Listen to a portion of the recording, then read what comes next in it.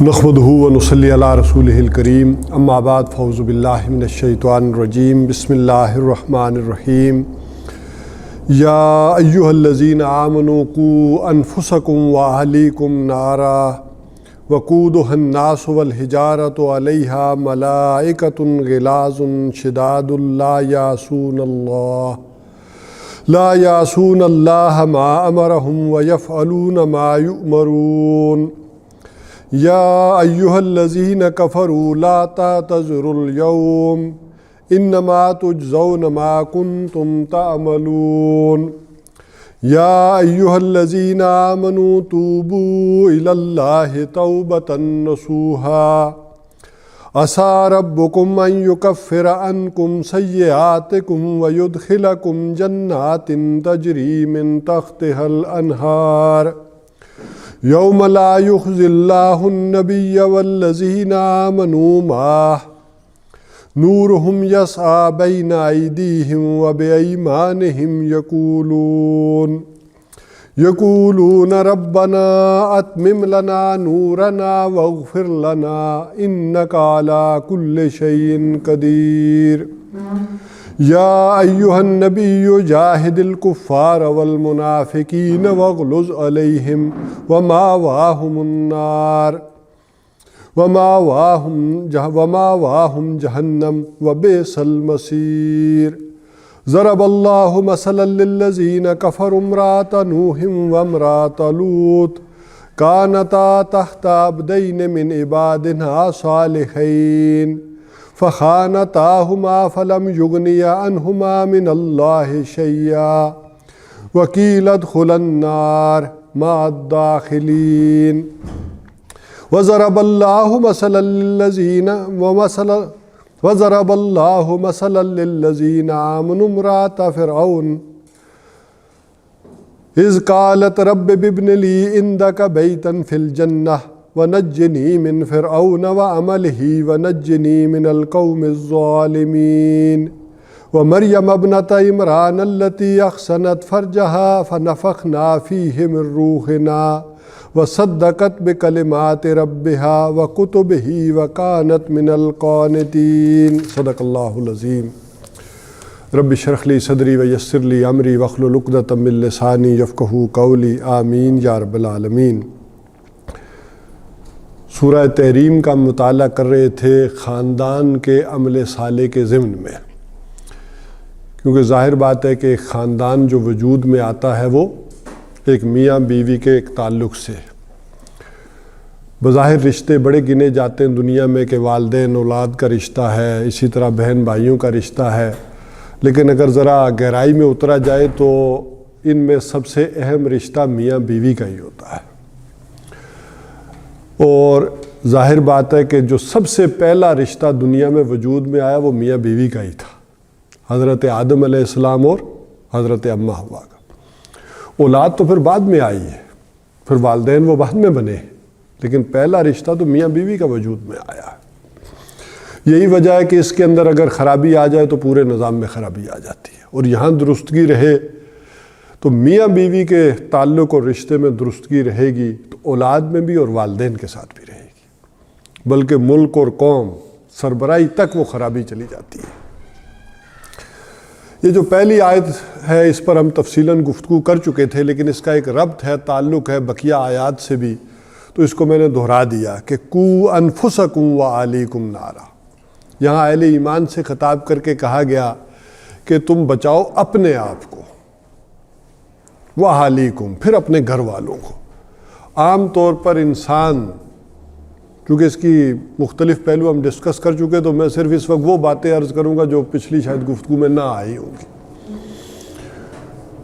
انسان رعایتیں دینے میں اپنے آپ کو بڑا فیاض واقع ہوا ہے، خود کوئی بھی غلطی کر لے، کوئی بھی مسئلہ آ جائے تو اس کی جسٹیفیکیشنز اور اس کی معذرتیں اس کے پاس ہزار ہوں گی۔ بل الانسان علی نفسہ بصیرہ ولو القی معاذیرہ۔ انسان اپنے تئیں خود بڑی اچھی طرح سے جانتا ہے، چاہے ہزار معذرتیں بیان کر لے، لیکن پریکٹیکلی دنیا میں دیکھا گیا ہے کہ اپنے آپ کو رعایتیں دینے میں انسان بڑا فیاض ہے، اور دوسروں کے اوپر وہ بڑی کرٹیکل نگاہ رکھتا ہے۔ ان کے اندر وہ کوئی ذرا سی بھی ہیر پھیر ٹیڑھ، وہ ذرا بال بھی نظر آ جائے تو اس کو وہ رعایت دینے کو تیار نہیں ہوتا۔ تو یہاں تو اصلاً جو بات کی جا رہی ہے کہ انسان اپنے آپ کو بھی زیادہ رعایتیں نہ دے، اس فیاضی کا مظاہرہ دوسروں کے لیے تو کرے، اپنے لیے نہ کرے، اس کے برعکس ایک جو ہے وہ تصور دیا جا رہا ہے۔ اور پھر دوسری بات یہ ہے کہ یہ جو قو انفسکم و اہلیکم، ان کی محبتیں بھی ہیں۔ اگر طبی محبتیں دیکھیں تو انسان کی طبیعت کے اندر، سرشت کے اندر یا جبلت کے اندر یہ ساری محبتیں بھی ڈالی گئی ہیں۔ اگرچہ فطرت انسانی کا تقاضا تو یہ ہے کہ وہ اللہ ہی کی محبت ہے، اس کے اندر موجود ہے، لیکن یہ جو انسان کی جبلت ہے اس کے اندر یہ محبتیں ہیں۔ جسے غالب نے کہا ہے کہ جب تجھ بن نہیں کوئی تو یہ ہنگامہ ہے کیا خدا؟ اگر یہ سارا معاملہ یوں ہی تھا تو یہ چلنا نہیں تھا۔ وہ والدین کی، اولاد کی، برادری کی، مال کی، یہ ساری محبتیں رکھی گئیں، بلکہ جس کو سورہ توبہ میں کہا گیا آیت نمبر 24 میں، کل ان کان آباؤکم و ابناؤکم و اخوانکم و عشیرتکم واموال اقترفتموہا ومساکن ترضونہا، تو یہ والی جو بات کی، واموال اقترفتموہا وتجارۃ تخشون کسادہا ومساکن ترضونہا احب الیکم من اللہ ورسولہ وجہاد فی سبیلہ فتربصوا حتی یاتی اللہ بامرہ واللہ لا یہدی القوم الفاسقین، کہ اے نبی ان سے صاف صاف کہہ دیجئے محبتیں تو اللہ نے رکھی ہیں، اب ظاہر ہے بیوی کی بھی رکھی ہے، بچوں کی بھی رکھی ہے، یہ ساری محبتیں ہیں۔ کل ان کان آباؤکم و ابناؤکم، اگر تمہیں زیادہ محبوب ہے اپنے باپ، اپنے بیٹے، اپنے بھائی، اپنی بیویاں، اپنی برادریاں، قومیں، اور وہ مال جو تم نے بڑی محنت سے کمائے ہیں۔ ایک مال ہے جو آدمی 2 نمبری طریقے سے کماتا ہے، رشوت سے یا اور کمیشنوں سے یا اس طرح، وہ بڑی فیاضی سے لوٹاتا ہے۔ یہ آپ نے دیکھا ہوگا، اس کے بڑے صدقے، خیرات، پن، دان، وہ بہت ہوتا ہے۔ وہ مال جو تم نے بڑی محنت سے کمایا، اس کے ساتھ بڑی محبت ہوتی ہے۔ جو ادھر ادھر سے آ گیا اس کے ساتھ اتنی نہیں ہوتی۔ کون سا محنت کر کے کمایا؟ بھئی 2-4 ذرا دیگیں اللہ کے لیے بھی چڑھا دیں تاکہ اسے بھی راضی کر دیں، یہ جائز ہو جائے۔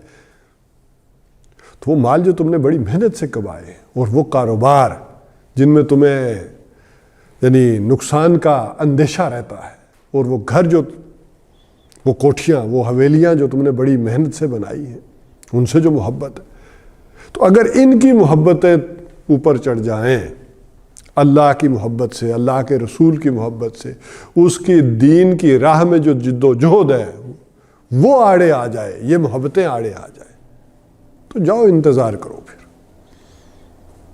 جسے سورہ حدید میں کہا گیا، وہ بات بھی ذرا اس صورت میں آخر میں آئے گی کہ اگر یہ انتظار کی کیفیت ہوتی ہے تو یہ کیوں آتی ہے انسان کے اوپر، وہ تمنائیں، وہ خواہشیں، وہ جو انسان کے دل کے اندر ہوتی ہیں۔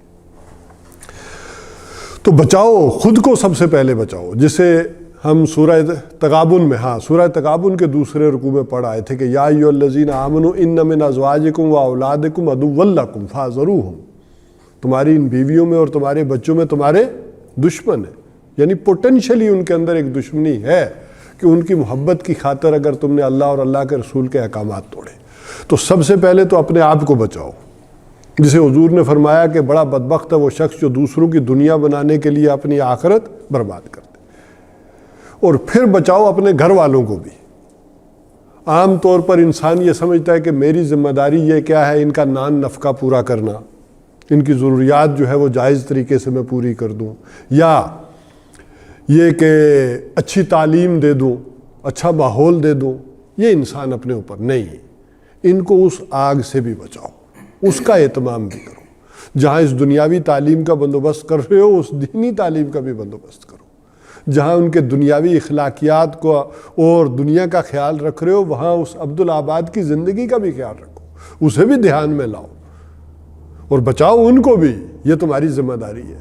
یا اسی میں چونکہ یہ خواتین کا معاملہ آگے چل کر آئے گا، تو خواتین عام طور پر یہ سمجھتی ہے کہ اگر ہمارے شوہر جو ہے وہ بڑے دیندار ہیں اور دینی کام کر رہے ہیں، اس میں جو ہے وہ پن اور دان بھی کر رہے ہیں، خرچہ بھی کر رہے ہیں، تو ہمارا بھی بیڑا پار ہو جائے گا، اسی کے تحت ہے معاملہ. نہیں، یہاں اصل میں آگے جا کر یہ بات بھی واضح کی گئی کہ نہیں، تمہاری اپنی ذمہ داری ہے اپنے اوپر. یہ نہیں ہے کہ اگر تمہارے شوہر کوئی اچھا کام کر رہے ہیں تو اس اچھائی میں جو ہے وہ تم ممید و معاون تو ہو تو اس کا تو اجر ہوگا، لیکن اس کی کوشش تمہیں بھی کرنی پڑے گی. تو کہا بچاؤ اپنے آپ کو اور اپنے گھر والوں کو نار، آگ سے، وقودھا الناس والحجارہ، جس کا ایندھن ہے انسان اور پتھر ہوں گے. پتھروں کے حوالے سے یہ میں نے تشریح کر دی تھی کہ دونوں طرح کی بات ہو سکتی ہے کہ پتھر کی آگ بڑی سخت بھی ہوتی ہے، اور دوسرا یہ کہ ایک حسرت اور یاس کہ جن پتھر کی مورتیوں سے تم نے کو آسیں لگائی تھیں، جن کو پوجا تھا، وہ بھی تمہارے ساتھ ہی جل رہی ہیں. علیہا ملائکۃ غلاظ شداد لا یعصون اللہ ما امرہم، اور ان کے اوپر جو تعینات فرشتے بڑے تند خو اور سخت، یعنی یہ جو تمہارے لاڈلے ہیں یہ جب آگ میں جلیں گے تو انہیں کوئی ترس نہیں آئے گا. یہ تمہارے پیارے والدین ہیں، بیوی ہے، یہ بچے ہیں، تو وہ ان کی ڈیوٹی یہی ہے، وہ اس میں ذرا جو ہے وہ رحم کھانے کو تیار نہیں ہوں گے. ایک انسان کے اندر ہے نا ایک رحم، رافت جو ہے وہ آ جاتی ہے، مغفرت اور یہ چیزیں، عفو درگزر، لیکن نہیں، ان کے اندر ایسا کوئی معاملہ نہیں ہوگا. وہاں بڑے سخت فرشتے تعینات ہوں گے. لا یعصون اللہ ما امرہم، جو انہیں حکم دیا جاتا ہے وہ اس کی نافرمانی نہیں کرتے. اب یہ علیحدہ بحث ہے کہ وہ کر ہی نہیں سکتے یا نہیں کرتے. یہ دونوں علمی طور پر ایک باتیں ہیں کہ فرشتے چونکہ نوری مخلوق ہیں، لیکن ہم بھی جس نور سے واقف ہیں یہ نور نار سے ہے. ظاہر ہے سورج کی روشنی جو ہے، یہ سارا جو ہے وہ معاملہ ہو رہا ہے. یہ فرشتے جو بنے ہیں یہ بگ بینگ جو ہوا ہے نا، جس سے کائنات کا، اس سے پہلے جو نور تھا، خنک نور، بسیط نور، وہ ٹھنڈا نور، یہ فرشتے اس نور سے جو ہے وہ تخلیق پائے، اور اسی سے ارواح انسانیہ بھی بنی ہے. اور ایک معاملہ تو یہ کہا جاتا ہے کہ یہ حقائق کونیہ سے جو اللہ تعالیٰ کی قدرت ہے، یہ اتنے واقف ہیں ان ساری چیزوں سے کہ یہ نافرمانی کر ہی نہیں سکتے. ان کے اوپر تو ساری حقیقتیں منکشف ہیں. اگر انسانوں میں بھی آج کوئی وہ حقائق دیکھ لے، وہ جنت اور دوزخ دیکھ لے، وہ ساری چیزیں، تو کون ہے جو نافرمانی کرے گا؟ وہ تو اس امتحان میں، تو وہ نہیں کر سکتے. اور ایک معاملہ ہے کہ ان کے اندر یہ مادہ ہے ہی نہیں. لیکن 3 مخلوقات کو مکلف مانا گیا ہے دنیا میں، ایک فرشتے، ایک جن اور تیسرے انسان، کہ جنہیں حکم دیا جاتا ہے. بہرحال شیطانوں کے اندر چونکہ ان کا آگ، جو جن ہیں ان کے اندر جو آگ کا مادہ ہے، آگ کے مادے سے وہ تخلیق پائے ہیں، اس سے جو ہے وہ بنایا گیا، تو ان کے اندر یہ شر کا مادہ زیادہ ہے، شرارت زیادہ ہے. اگرچہ ان میں بھی ہے، نیک بھی ہے اور بد بھی ہے، قرآن کہتا ہے اچھے بھی ہیں. اچھا، انسان جو ہے اس کے اندر زیادہ معاملہ خیر کا ہونا چاہیے، بھلائی کا ہونا چاہیے. کیوں؟ ایک اس کا مادہ تخلیق خاک ہے، مٹی ہے جس میں عاجزی ہے، اور دوسرے کیا ہے کہ اس میں وہ روح ملکوتی ہے، وہ فرشتوں کے نور جیسی والی روح جو ہے وہ موجود ہے. اس اعتبار سے اس انسان کے اندر بھی خیر کا پہلو زیادہ ہے، اور یہ ہونا چاہیے. تو بہرحال یہ جو فرشتے وہ مخلوق ہے وہی کرتے ہیں جس کا انہیں یفعلون ما یؤمرون، جس کا انہیں حکم دیا جاتا ہے. یا ایھا الذین کفروا لا تعتذروا اليوم، اے وہ لوگوں جنہوں نے کفر کیا ہے، یا کافروں، مت آج کے دن بہانے بناؤ. انما تجزون ما کنتم تعملون، آج تمہیں وہی کچھ مل رہا ہے جو کچھ کہ تم کرتے تھے، یہ اسی کا بدلہ ہے، یہ اسی کی جزا ہے. یہ 2 اسلوب بھی قرآن حکیم میں نوٹ کر لیں کہ ایک ہے ما کنتم اور ایک ہے بما کنتم. یہ زیادہ تر بما کنتم آیا، ما کنتم یہ کثرت سے دونوں چیزیں آئی ہیں کہ انما تجزون ما کنتم، بے شک تمہیں بدلے میں وہی کچھ مل رہا ہے، ما کنتم تعملون، جو کچھ کہ تم کرتے تھے. اور ایک ہے بما کنتم، اس میں فرق کیا ہے؟ بسبب اس کے کہ جو کچھ کہ تم کرتے تھے. اور ایک یہاں پر جو معاملہ آ رہا ہے ما کنتم، جو کچھ تم کرتے تھے وہی تمہیں مل رہا ہے. ایک چیزوں کی معنوی حقیقت ہے، جیسے نیک کاموں کی معنوی حقیقت ہے، اسی طرح یہ برے کاموں کی بھی ایک معنوی حقیقت ہے. وہ گویا کہ معنوی حقیقت اس دن ظاہر ہو جائے گی، جس کو قرآن حکیم کہتا ہے کہ وہ لوگ جو یتیموں کا مال کھا رہے ہیں، یہ کیا کر رہے ہیں؟ اپنے پیٹوں میں آگ بھر رہے ہیں. وما اصبر علی النار، بڑا حوصلہ ہے ان کا آگ کے اوپر، یہ جو آگ کھا رہے ہیں. لیکن اس وقت تو وہ آگ نہیں ہے اس دنیا میں جب ہم کھا رہے ہیں، تو وہ گویا کہ آگ تھی. وہ اس وقت وہ یعنی کہ جو مال کھایا ہوگا ناجائز، وہ کیا ہوگا؟ آگ بن جائے گا. جیسے کونین کی گولی کھاتے ہیں نا، کوئی گولی شوگر کوٹڈ ہوتی ہے، وہ اس وقت تو کھا لی لیکن اصل تو وہ کڑوی تھی. تو آج وہ مال شوگر کوٹڈ ہے وہ آگ ہی، وہ کوٹڈ ہوا آج ذائقے سے. وہ غلط عمل کوٹڈ ہے، شوگر کوٹڈ ہے وہ جو کر رہے ہیں، وہ اصلاً آگ ہے، وہ عذاب ہے، وہ سانپ اور بچھو ہے وہ کر رہا آدمی. تو ما کنتم کا معاملہ یہ ہے کہ جو کچھ تمہیں وہاں مل رہا ہے بدلے میں ملے، یہ وہی ہے جو اعمال ہیں تمہارے. وہ اعمال نے اپنی اصل مانوی صورت جو ہے وہ اختیار کر لی ہے، تمہارے سامنے آ گئے، ورنہ اور کوئی شے نہیں ہے. یا ایھا الذین آمنوا توبوا الی اللہ توبۃ نصوحا، تو اے وہ لوگوں جو ایمان لائے ہو، توبہ کرو اللہ کی جناب میں توبۃ نصوحا، سچی توبہ. اس پر بھی میں نے گفتگو کر دی تھی توبۃ نصوحا کہ یہ صفت موصوف ہے، یہ اس طرح کا معاملہ نہیں ہے کہ نصوح کی توبہ. تو توبۃ نصوحا، سچی توبہ کرو. اور اس میں ایک واقعہ مجھے یاد آ رہا ہے کہ حضرت علی رضی اللہ تعالیٰ عنہ کا، یہ امام زمخشری نے جو صاحب کشاف ہے انہوں نے لکھا ہے. امام زمخشری جو ہے اگرچہ معتزلہ میں سے یعنی عقلیت پرست جو ہے وہ انہیں گنا جاتا ہے، لیکن ان کی تفسیر تمام مکاتب فکر میں اپنے معنی کے لحاظ سے معتبر مانی جاتی ہے کہ جب بھی عربی لغت کا معاملہ آ جائے، اسی طرح جو ایک جملے کی کنسٹرکشن ہوتی ہے کہ کیا پہلے لگا کیا بعد میں لگا، اس کا مفہوم میں کیا تبدیلی واقع ہو جاتی ہے، عربی ادب اور لغت اس کے اعتبار سے سارے ان کو کنسلٹ کرتے ہیں وہاں پر. وہ معنی بے شک انہیں معتزلہ گیا ہو، لیکن وہ یہ ایک معاملہ ہے ان کی تفسیر کا. تو انہوں نے اپنی تفسیر میں ایک واقعہ لکھا ہے اس مقام کے اوپر کہ ایک شخص جو تھا وہ تیزی سے توبہ کی تسبیح کر رہا تھا، انی استغفر اللہ انی استغفر اللہ انی استغفر اللہ من کل ذنب. تو حضرت علی رضی اللہ تعالیٰ عنہ نے فرمایا کہ یہ توبۃ القذابین ہے، یہ جھوٹوں کی توبہ ہے یہ جو تم کر رہے ہو. اب یہ جو معاملہ ہے کہ جھوٹوں کی توبہ جو ہے وہ تم کر رہے ہو، یہ کیا مطلب؟ توبہ کے حوالے سے جو ہم گفتگو کر چکے تھے سورہ فرقان کے آخر میں، وہ جلدی سے وہ چیزیں ذہن میں لے آئیں کہ ایک یہ کہ حقیقی پشیمانی ہو، انسان کو شرمندہ ہو اپنے دل کے اندر، دوسرے بالفعل جو کچھ کر رہا ہے اس کو چھوڑ دے، اور تیسرے یہ کہ عملاً اس کو ترک کرے. عملاً یعنی بالفعل چھوڑی اور ہمیشہ چھوڑنے کا ارادہ ہو.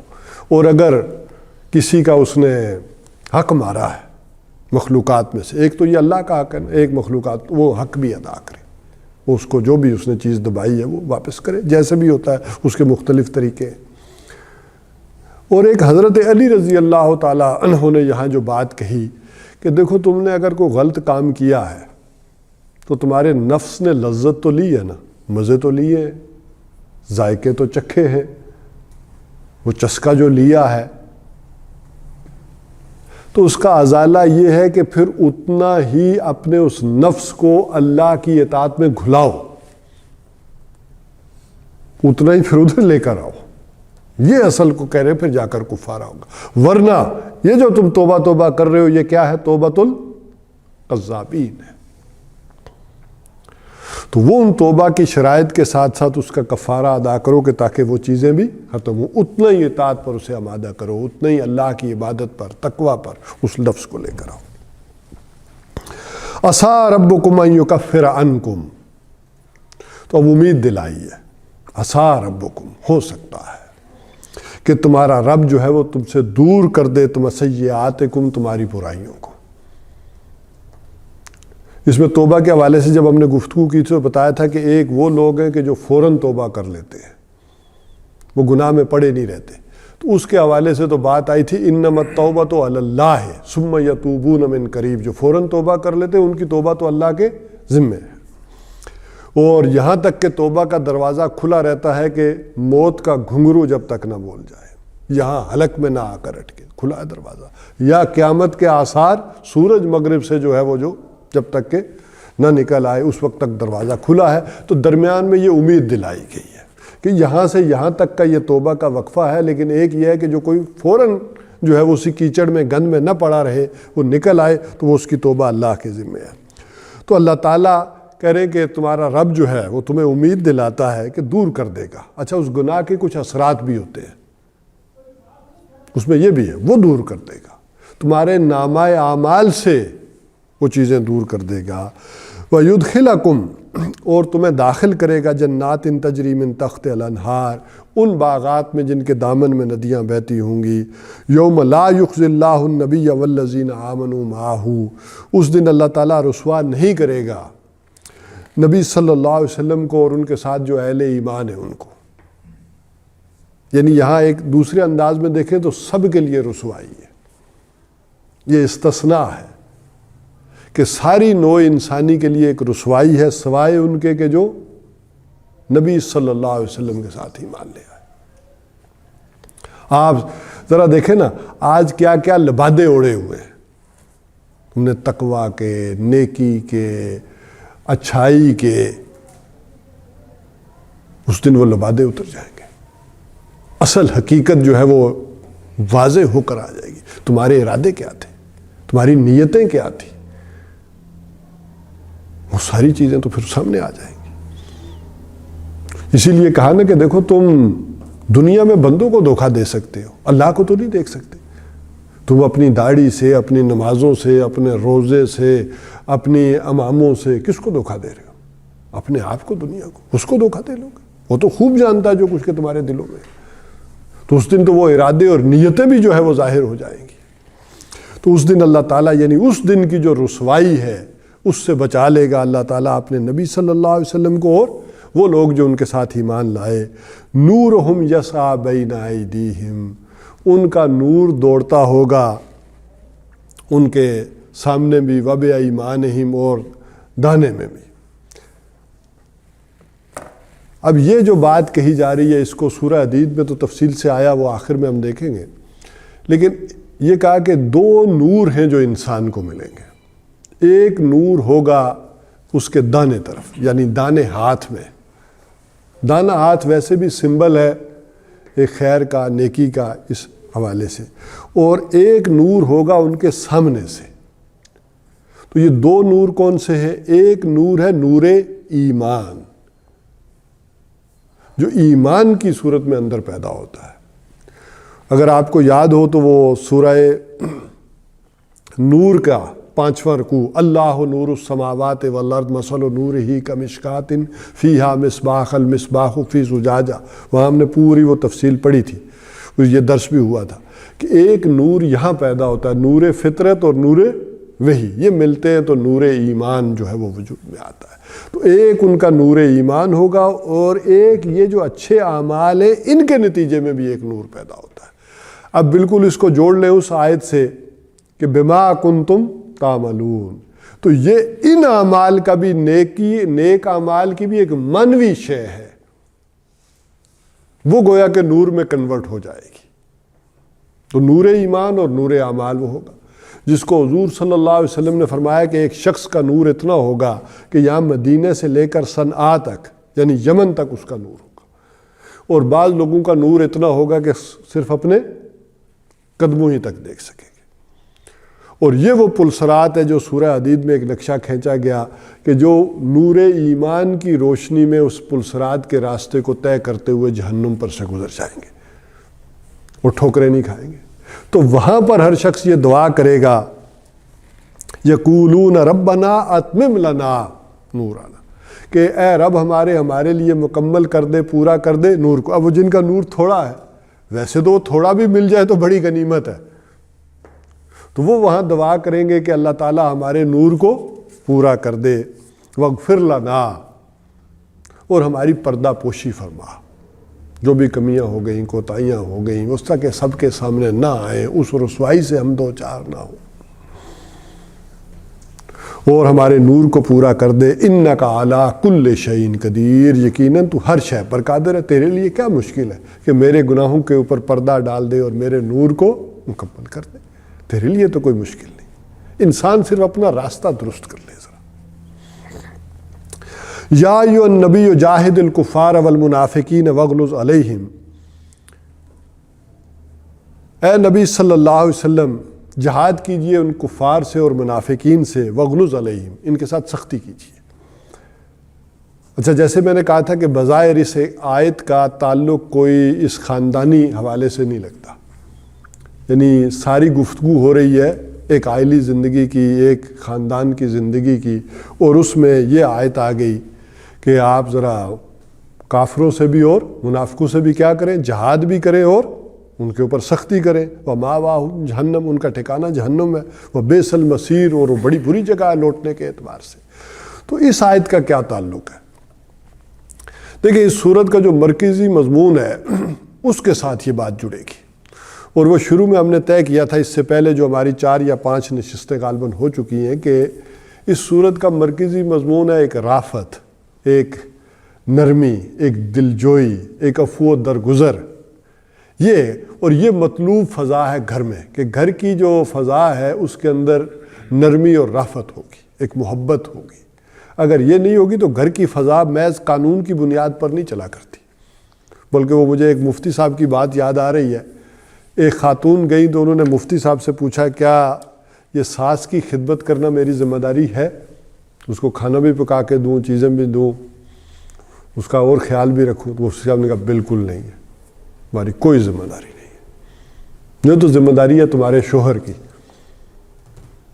اس کی ذمہ داری ہے، اس کی ماں ہے، اس کی اپنی ماں کا خیال رکھے، اسے کھانا پکا کے دے۔ اگر اس کی ماں اسے کہے کہ ساری رات میرے پاس کھڑے رہو تو وہ کھڑا رہے، وہ اسے کہے کہ نوکری چھوڑ دو تو چھوڑ دے، اور وہ اگر بیوی نہیں مان رہی تو اسے اگلا گھر لے کر دے دے، دوسرے گھر میں رکھے اپنی ماں کو، اور پھر اسے ٹائم نہیں مل رہا تو چاہے نرس رکھ لے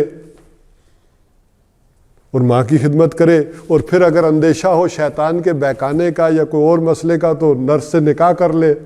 تو اس نے کہا نہیں جی میں خود ہی کر لوں گی، میں ساری خدمت۔ تو بات ایک سمجھانے کا انداز بھی ہوتا ہے۔ تو وہ بات آ رہی کہ ایک مرکزی مضمون تو ہے رافت، نرمی، محبت۔ نبی اکرم صلی اللہ علیہ وسلم کی شخصیت کے اوپر یہ بڑا غلبہ تھا اس کا، یعنی وَمَا أَرْسَلْنَاكَ إِلَّا رَحْمَةً لِّلْعَالَمِينَ فَبِمَا رَحْمَةٍ لِنْتَ لَهُمْ، یہ اللہ تعالیٰ کی خاص آپ کے اوپر رحمت تھی کہ آپ ان کے حق میں بڑے نرم خو ہیں۔ کل جہان کے لیے ہم نے آپ کو رحیم بنا کر بھیجا، آپ رحمت عالم ہیں۔ تو آپ کے ایک مزاج میں، آپ کی ایک طبیعت میں ایک بڑا ہی غلبہ تھا اس رحمت کا، نرمی کا، شفقت کا۔ اچھا اس نرمی کی، شفقت کی، عفو درگزر کی بھی ایک حد ہوتی ہے۔ اگر گھر میں یہ حد پار ہونے لگ جائے اور آپ کی جو قوامیت ہے وہ متاثر ہونے لگ جائے تو یہ تو پھر گویا کہ قابل گرفت بات ہو جاتی ہے۔ تو حضور صلی اللہ علیہ وسلم کی جو نرمی تھی، اچھا اس سے یہ منافقین اور کفار جو ہے وہ گویا کہ وہ مطلوب شے ہے، یہ اوصاف محمودہ ہیں، یہ نرمی ہو انسان کے اندر۔ لیکن اسی سے کیا ہو رہا تھا؟ غلط فائدہ اٹھا رہے تھے منافقین۔ قرآن حکیم کہتا ہے کہ وہ آپ کے پاس آ کر کیا کیا باتیں کرتے تھے، اب وہ اس کے کیا کا ترجمہ کیا، ہوا اذن، کہ یہ کیا ہے؟ نرے کان ہی کان ہے، یعنی تفقع سے، معاذ اللہ، فہم سے بالکل خالی ہے۔ ہم نے آ کر ان کے پاس جھوٹے بہانے بنائے، انہیں سمجھ نہیں لگی، انہوں نے ہمیں رعایت دے دی، چھٹی دے دی، تو یہ تو کوئی بات سمجھ نہیں رہے۔ اسی طرح ہم نے بد تہذیبی کی، رائینا کہا۔ اگر یہ واقعی اتنے نبی ہوتے، پتہ ہوتا تو ہماری پکڑ ہوتی، زبانیں جل جاتی۔ تو ان کے جو گستاخی اور حوصلے تھے وہ بڑھ رہے تھے، اور اس کی وجہ کیا تھی؟ آپ کی نرمی، آپ درگزر کر رہے ہیں، آپ جان رہے ہیں کہ یہ جھوٹ بول رہا ہے آ کر، آپ کو معلوم ہے کہ چکر دے رہا ہے۔ اب نامعلوم اور کیا کیا انہوں نے باتیں کی ہوں گی کہ ہم نے یہ کر دیا، ہم نے وہ کر دیا، وہ شاید الفاظ بھی جو ہے وہ نہ لائے جا سکتے ہوں زبان کے اوپر، ہم نے ان کے ساتھ کیا کر دیا۔ تو اب یہ جو مہربانی ہے آپ کی، یہ جو نرمی ہے، یہ شفقت ہے، اس سے یہ غلط لوگ بھی فائدہ اٹھا رہے ہیں۔ تو آپ ان کے اوپر کیا کیجئے؟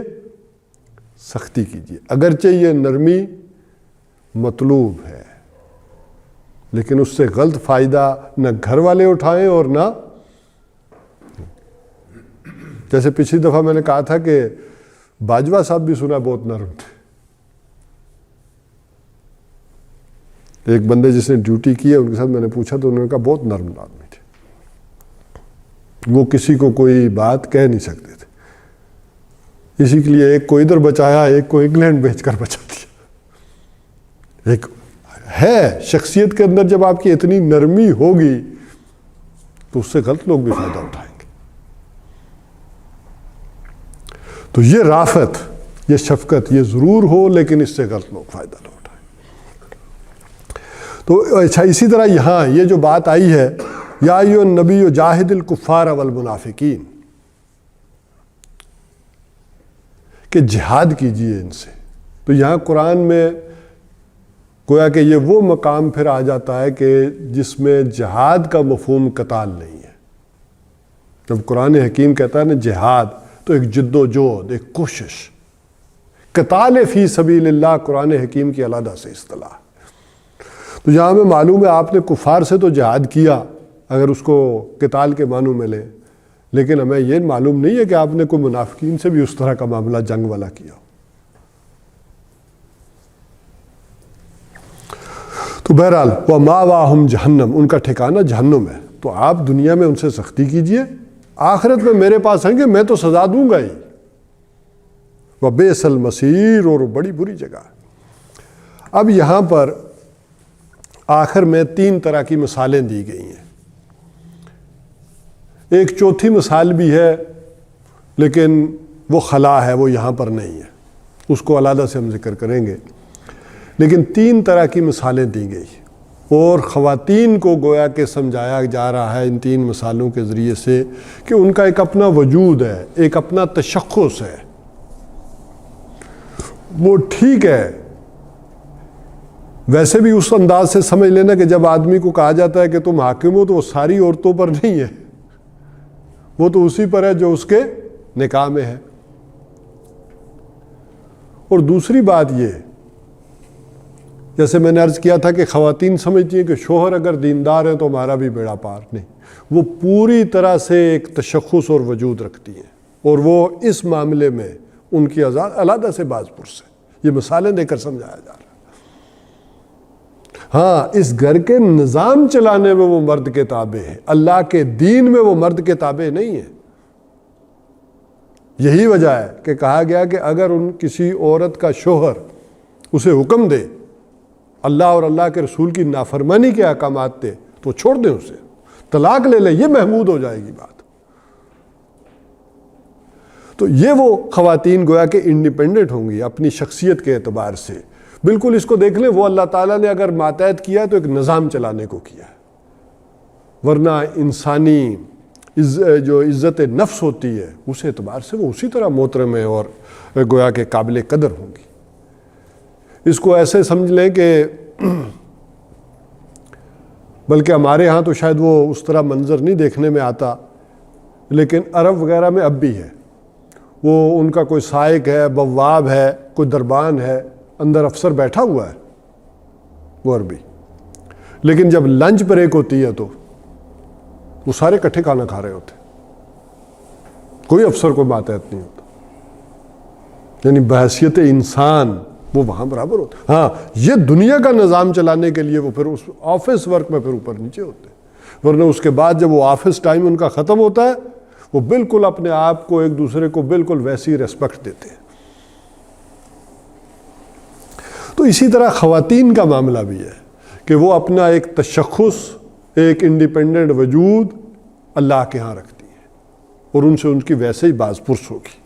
لہٰذا اللہ تعالیٰ نے مثال دی، ضرب اللہ مثلا للذین کفروا، اللہ تعالیٰ نے مثال بیان کی ہے کافروں کے لیے،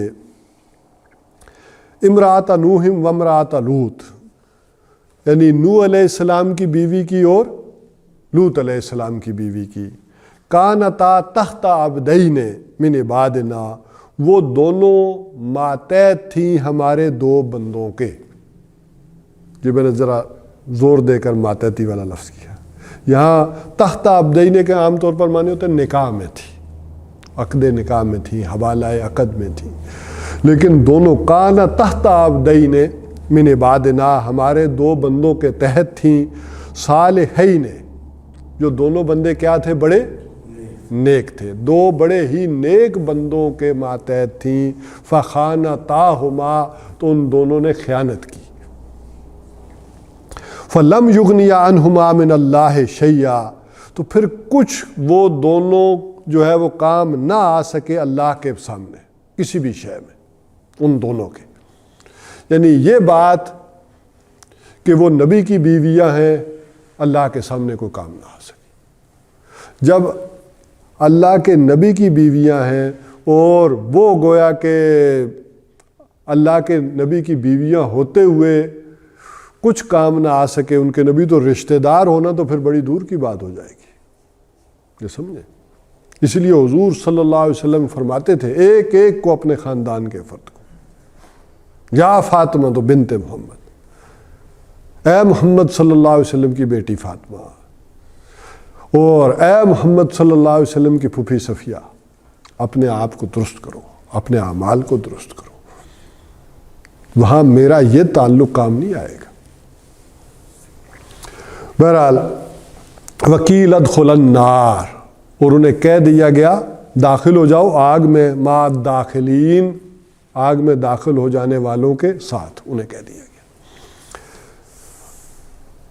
ایک بات یہاں دو رائے آ جاتی ہیں کہ یہ جو کہہ دیا گیا کہ داخل ہو جاؤ آگ میں، ابھی تو آگ والا معاملہ آیا نہیں، حشر کا میدان آیا نہیں، تو یہ کیسے کہہ دیا گیا؟ یہ معاملہ تو ابھی بعد میں ہونے والا ہے اور آنے والا ہے نا. تو ایک سوال پیدا ہو گیا. تو اس میں ایک بات یہ سمجھ لیں کہ عام طور پر جو آخرت کے اور قیامت کے واقعات ہوتے ہیں وہ صیغہ ماضی میں بیان کیے جاتے ہیں. کیوں؟ اس وجہ سے کہ کوئی بات اتنی حتمی ہو، اتنی شدنی ہو کہ جس کا ٹلنا ممکن ہو، تو وہ گویا کہ ہو گئی. عام طور پر جیسے آپ کہتے ہیں نا، آپ اپنے نیچے بھی کسی کو کام کہیں یا دوست کو بھی کہ میرا یہ کام کر دیں، تو کیا کہتا ہے؟ بس سمجھے آپ کا کام ہو گیا، میں نے کر دیا. جی آپ کیوں بار بار پوچھ رہے ہیں؟ میں نے کر دیا، حالانکہ ابھی کیا تو نہیں ہوتا. تو عام طور پر یہ آخرت کے واقعات ماضی میں بیان ہوتے ہیں کہ یہ اتنے ہونے شدنی، گویا سمجھو ہو گئے. اچھا، اسی میں ہندو مذہب کے اوپر تحقیق میں بھی یہ بات سامنے آئی. وہ کہتے ہیں کہ یہ جو ان میں رام اور سیتا اور یہ سارے جو واقعات بیان ہوئے ہیں، یہ ان کی کتابوں میں چونکہ صیغہ ماضی میں بیان ہوئے، وہ اصل میں صیغہ ماضی میں بیان ہونے کا مطلب تو مستقبل میں آنے والے واقعات تھے اور پیشن گوئیاں تھی. لیکن وہ اتنے حتمی اور قطعی تھے کہ بیان ہوئے، انہوں نے انہیں ماضی کا قصہ سمجھ لیا اور وہ کہانیاں گڑھ لی. واللہ عالم، یہ بھی ایک تحقیق ہے.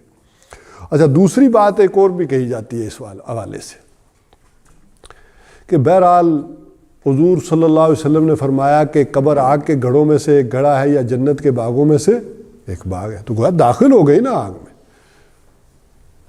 اور اس وقت جا کر پھر اس آگ میں تو بعد میں داخل ہونا ہے. وہ جو اصل جہنم ہے اور وہ جو معاملے ہیں وہ تو بعد میں ہونے. جیسے ہم سورہ فرقان کے آخری رکوع میں پڑھ آئے تھے کہ قیامت کے دن انہیں کر دیا جائے گا، ان کے عذاب کو دگنا کر دیا جائے گا. تو گویا کچھ عذاب کی کیفیات تو تھیں جو جاری تھی، جو جا کر وہاں دگنی ہو جائیں گی. تو ایک یہ. بہرحال ایک بات اور رہ گئی. کانتا تحت عبدین من عبادنا صالحین فخانتاہما، ان دونوں نے خیانت کی. خیانت کیا کی؟ عام طور پر ہم اپنے لمیٹڈ تصور کے ساتھ یا جن لوگوں کو ازواج مطہرات کے ساتھ بڑا ایک قد ہے، وہ اس سے پھر وہ دوسرے معاملے لے لیتے ہیں اور وہ کہتے ہیں کہ شاید وہ کریکٹر وائز ٹھیک نہیں تھی. ایسا نہیں ہے. خیانت کیا ہے اس کو سمجھ لیں کہ سب سے بڑی جو جسے قرآن حکیم نے کہا ہے کہ شوہر اور بیوی کے رازداروں کی رازداری کی بات، اگر کوئی بیوی شوہر کے رازوں کو راز نہیں رکھتی، سورت کے شروع میں یہی مضمون پڑھا تھا نا، تو یہ بڑی خیانت ہے۔ تو ایک بیوی کا کام ہے کہ اپنے شوہر کی باتوں کو راز رکھے۔ یہی وجہ ہے کہ پھر یہ الزامات بعد میں لگے بہت ساروں پر۔ تو فخانتاہما میں حضرت لوط علیہ السلام کی جو بیوی تھی وہ تو آپ کو معلوم ہے کہ اس نے کیا کیا، کیا خیانت کی۔ اسی نے اصل میں خبر دی تھی کہ تمہارے ریکوائرڈ پرسن کہاں آئے ہوئے، گھر میں، جو 2 فرشتوں کی صورت میں گھر میں آئے ہوئے تھے نوجوان، اس نے جا کر کیا کیا، اپنی قوم کو بتایا۔ اسی طرح حضرت نوح علیہ السلام کی بیوی کے بارے میں بھی سمجھ لیں کہ حضرت نوح علیہ السلام کی جو دعوت ہے 950 برس رہی، لیکن قرآن کہتا ہے کہ ان کے اوپر ایمان نہیں لائے لوگ، بہت چند، اور وہ بھی کہاں سے، جو ان کے سرداروں کا اعتراض قرآن میں نقل ہوا ہے، اراذلنا من بعد الرأی، یہ ہمارے جو گھٹیا ہیں، کمی کمین ہیں، نچلے درجے کے لوگ ہیں، یہ تو تم پر ایمان لائے، ان کو دور کرو تو پھر ہم آئیں گے، یہ تمہارے پاس بیٹھے رہتے۔ تو ذرا اندازہ کریں کہ کوئی اگر اس طبقے میں سے کوئی ایمان لاتا تھا اور اس کی خبر ان کی بیوی اگر اپنے قبیلے کو کر دیتی تھی کہ آج تمہارا غلام جو ہے وہ آیا تھا اور نوح علیہ السلام کی بات کو اس نے مان، تو اس پر کیا عذاب ٹوٹتا ہوگا، جو حضرت بلال رضی اللہ تعالیٰ عنہ پہ ہوا اور حضرت خباب پر ہوا، وہ وہاں ان کے اوپر وہ ٹوٹتا ہوگا۔ تو وہ گھر کی بات جا کر باہر بتا دیتی تھی۔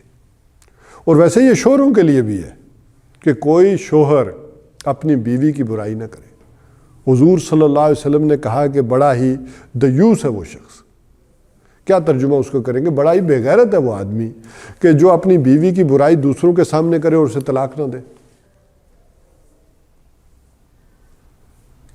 تو یہ بیوی بچوں کی برائیاں دوسروں کے سامنے کرنا یہ کوئی اچھی بات تو نہیں ہے۔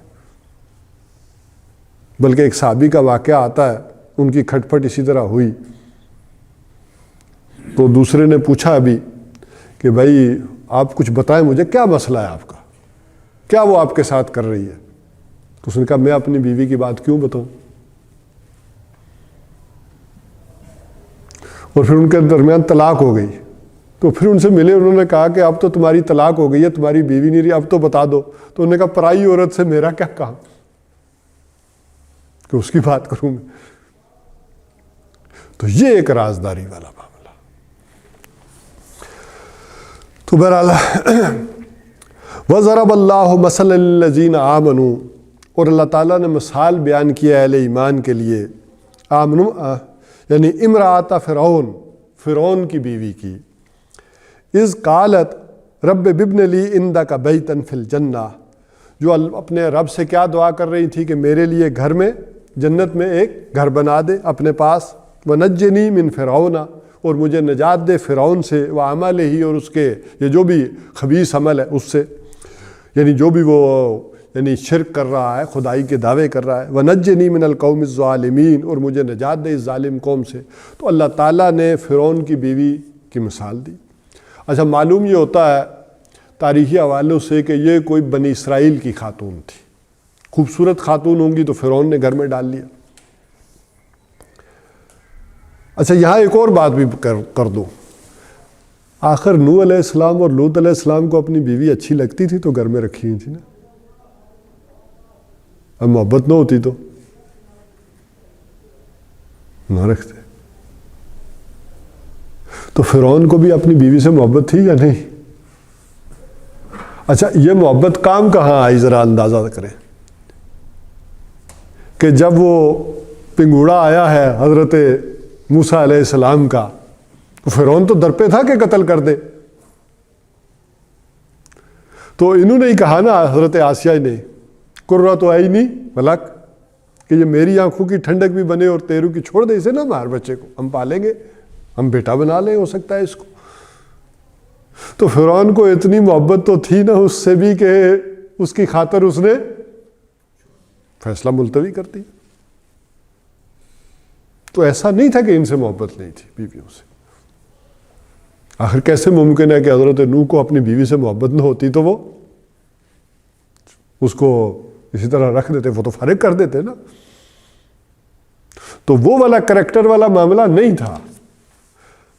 اچھا, یہ ضروری نہیں ہے کہ آدمی مسلمان ہو تو وہ بڑا ہی پختہ کردار کا آدمی ہوگا. ایک ہندو بھی بڑے پختہ کردار کا ہو سکتا ہے. ایک سکھ وہ خاتون اور ایک ہندو خاتون بھی بڑے پختہ کردار کی ہو سکتی ہے. بلکہ شاید میں نے آپ کو کسی محفل میں وہ رامائن کا وہ واقعہ سنایا ہو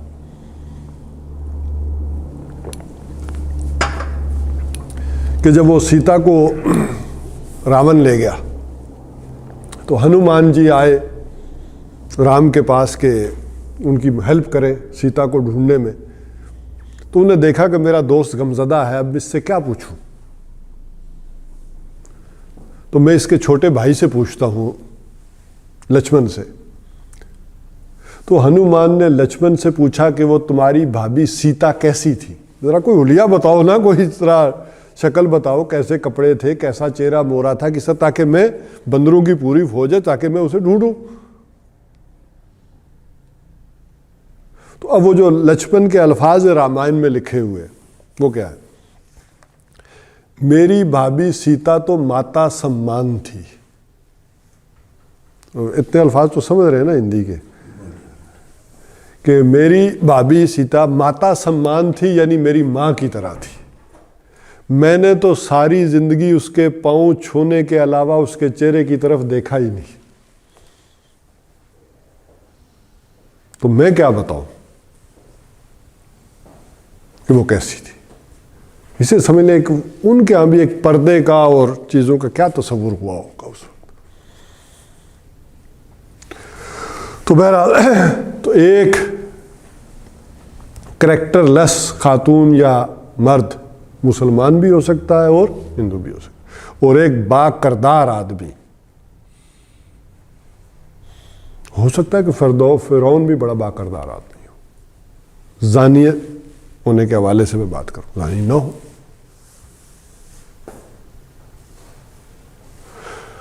تو یوں ایک دوسرا بھی ہو سکتا ہے. تو اس طرح کی بات محض ہم یہ کہنا کہ خیانت صرف اسی پر جا کر مرتکز کر دیں, یہ درست بات نہیں.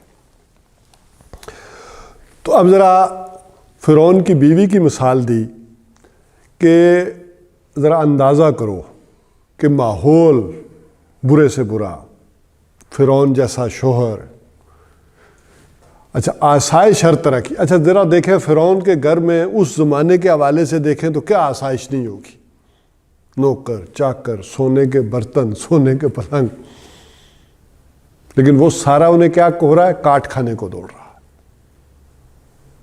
اور وہ دعا کس کی کر رہی ہے کہ وہاں مجھے گھر دے اپنے ساتھ, جنت میں مجھے گھر چاہیے. اب اس کے ساتھ آگے بیان کیا وَمَرْيَمَ ابْنَتَ عِمْرَانَ الَّتِي أَحْصَنَتْ فَرْجَهَا,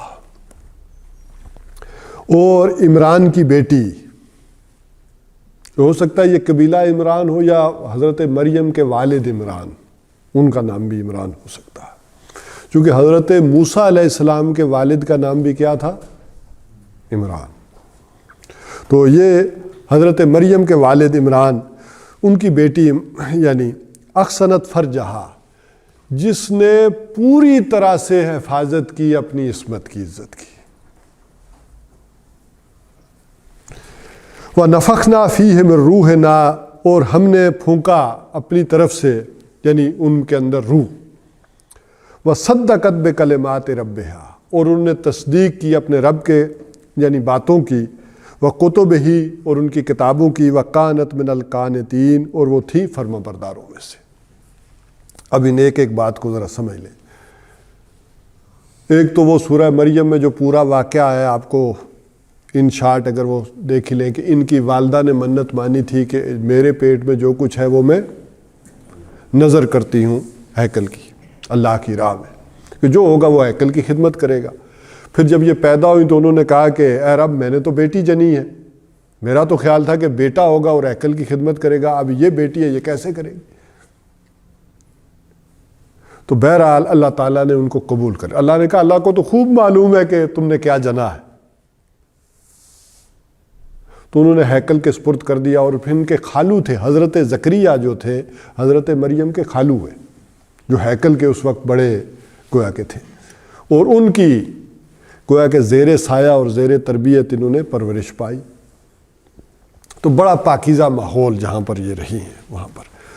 تو وَأَحْسَنَتْ فَرْجَهَا، یہاں جو کہا گیا ہے کہ انہوں نے بڑے پختہ انداز میں محسنہ، جو ہم پڑھ آئے تھے اسی درس کے تعارف میں، وَالْمُحْصَنَاتُ مِنَ النِّسَاءِ، کہ محسنہ وہ عورت ہے کہ جو خاوند والی ہے یا خاندان والی ہے۔ کیوں کہا گیا؟ حصن کہتے ہیں قلعے کو، قلعے کی جو چار، یعنی جو یا تو خاوند کی حفاظت میں ہے، پروٹیکٹڈ وومن، جسے بلکہ کہنا چاہیے کہ پروٹیکٹڈ خاتون، یا خاوند کی پروٹیکشن میں ہے یا فیملی کی پروٹیکشن میں، آزاد نہیں ہے، وہ پروٹیکٹڈ خاتون۔ تو یہ گویا کہ جنہوں نے پوری طرح سے پروٹیکشن کی، اپنی عزت کی، عصمت کی۔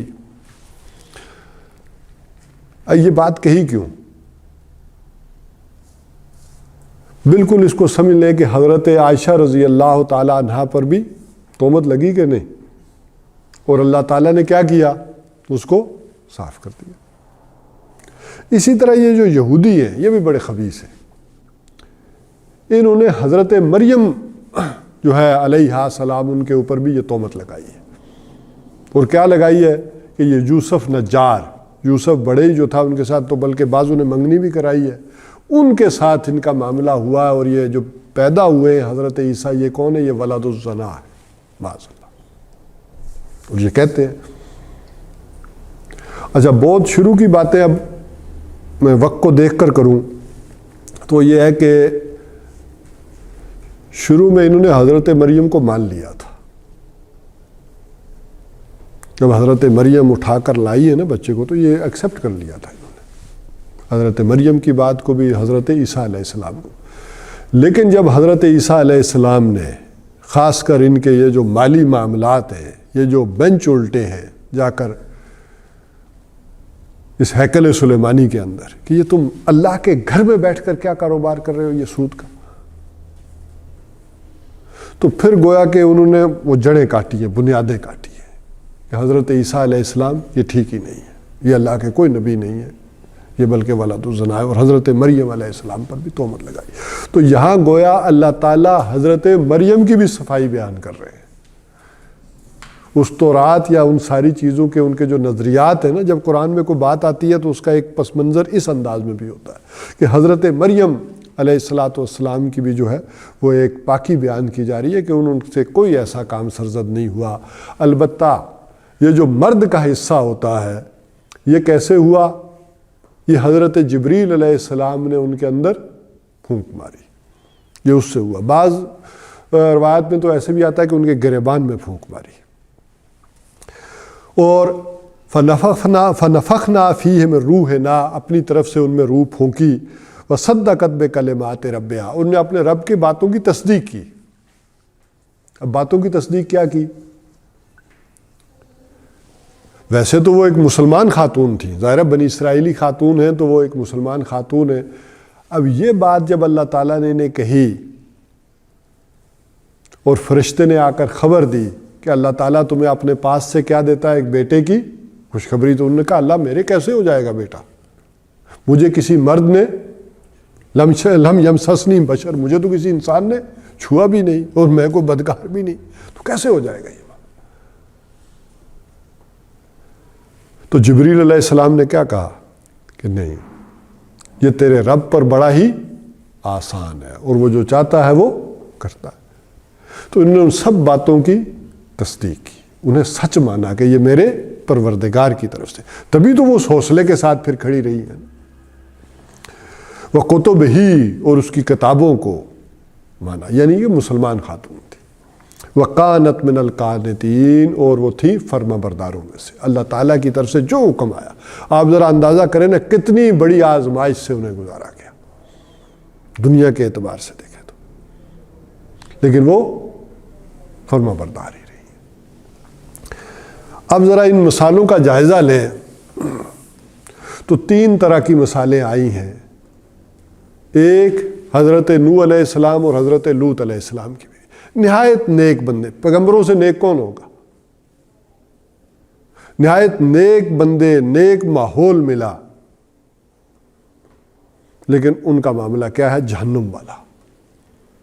اس کے برعکس مثال دی کہ برا ترین ماحول ملا فرعون کی بیوی کو، اور اسے کیا مل رہی ہے؟ جنت.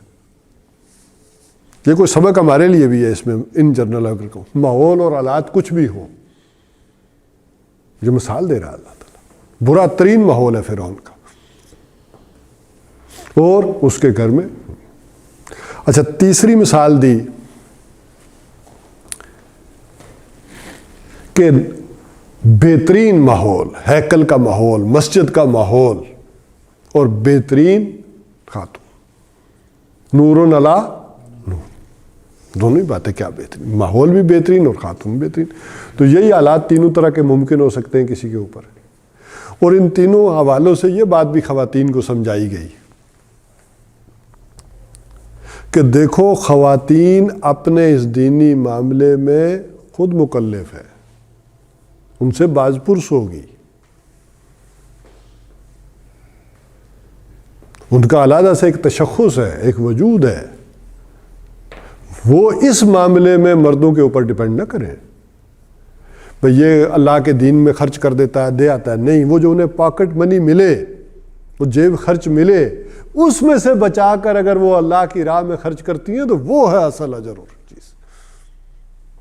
لیکن اپنے آپ میں سے کوئی حصہ نکالنا ہوتا ہے نا کاٹ کر، تو وہ اللہ کے دین کے لیے جو ہے وہ خرچ کرے. اللہ کی جو عبادت، اللہ کی جو ہے بندگی، یعنی کہ شوہر نے تو تہجد اٹھ کے پڑھ لی تو میں نے پانی گرم کر دیا وضو کے لیے تو بس ٹھیک ہے، میرے وہ ثواب اپنی جگہ ہوگا.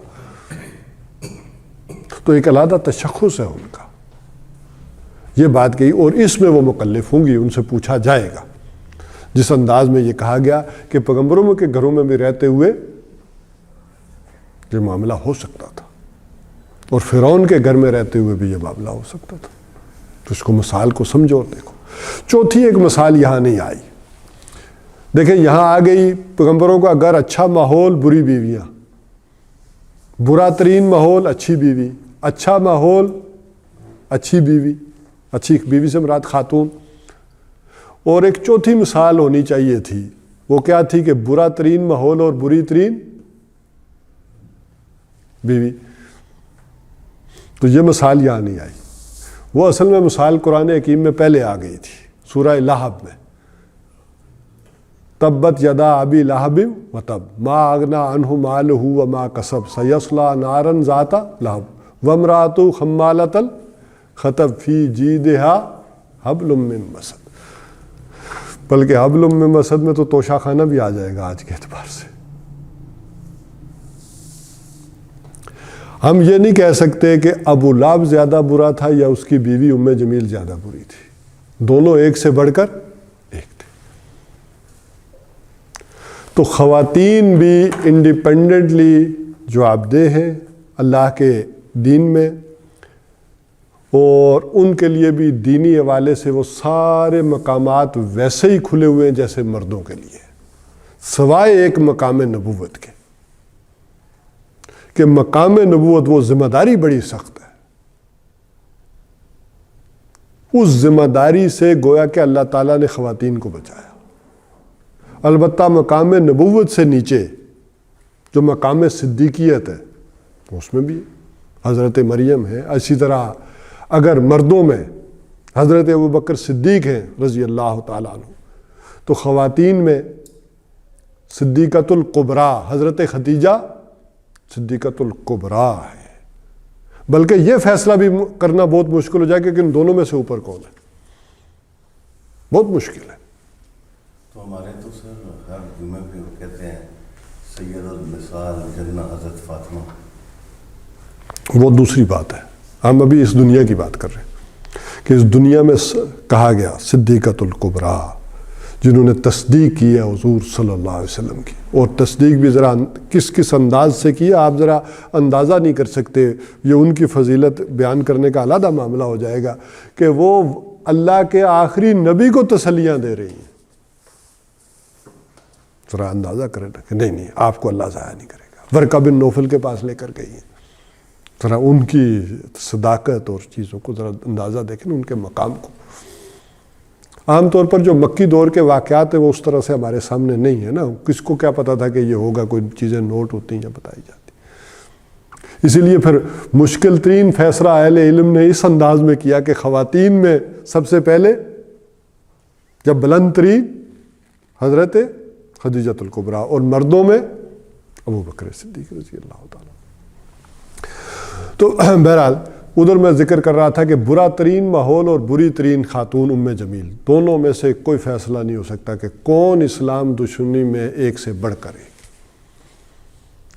وہ یہ جو توشہ خانے کی میں نے بات کی نا, ایک ابو لہب بھی کیا تھا, ابو لہب کا اس مکہ کی جو کمیونٹی تھی اس میں اس کا مقام کیا تھا.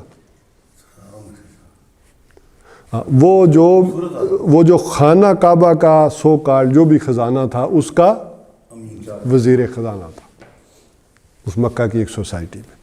کہا جاتا ہے کہ یہ جو ابو لہب کی بیوی تھی نا ام جمیل, یہ جو حبالہ کہا گیا من مسد, ویسے تو اس کو کسی اور انداز میں بھی بیان کیا گیا ہے کہ وہ رسی تھی موٹی, لیکن وہ اس پہ بڑی بحث ہوئی کہ اتنی یعنی ہائر سوسائٹی کی خاتون میں وہ رسی نہیں ہو سکتی کہ لکڑیاں باندھ کر لائے. یہ مانوی حقیقت ہے کہ بری بیویاں گویا کہ اپنے شوہروں کے لیے ایندھن اکٹھا کرتی رہتی ہے اس دوزخ کا اور جہنم کا. تو یہ جو اس کے گلے میں بڑا قیمتی نیکلس تھا نا,